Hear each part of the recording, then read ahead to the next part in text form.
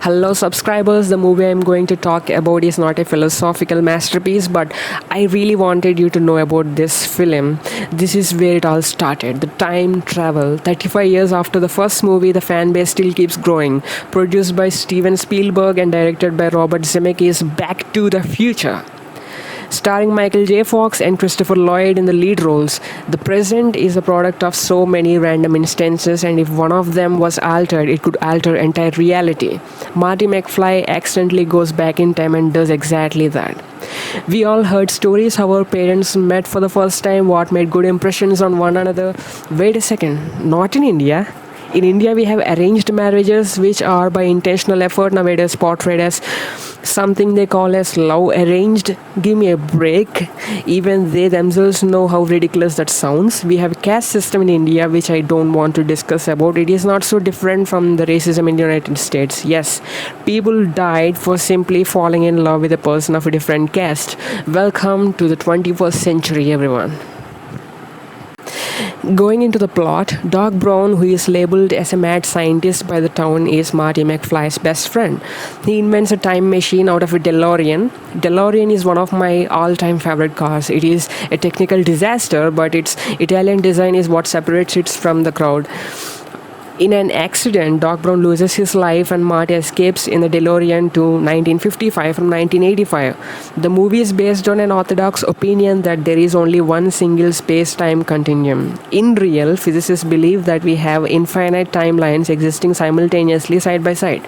In many of these realities, you may not even exist. You are born as 1 in 200 million sperm cells. What are the odds of that?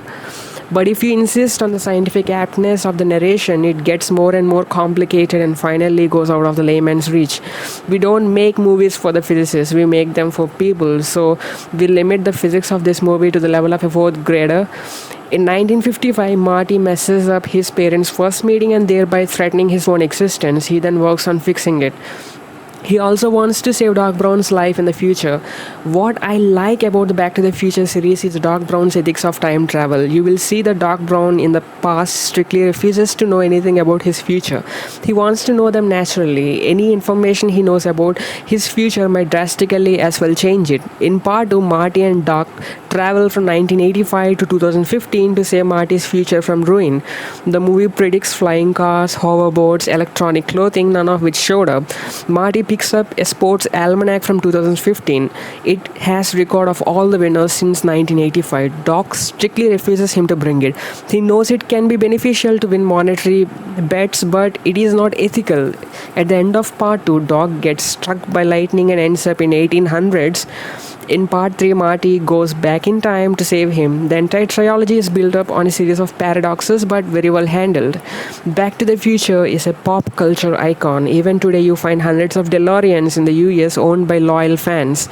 At the end of this series, you find that this is all about friendship, having each other's back. Marty saves Doc Brown's life twice and Doc makes sure that Marty's future is safe. The neon graphics of the 80s and the classic rock background scores make it a classic, and it remains to be for the years to come. So I wanted you all to know about this film, Back to the Future trilogy. So go and watch it. It's really interesting and you'll enjoy it.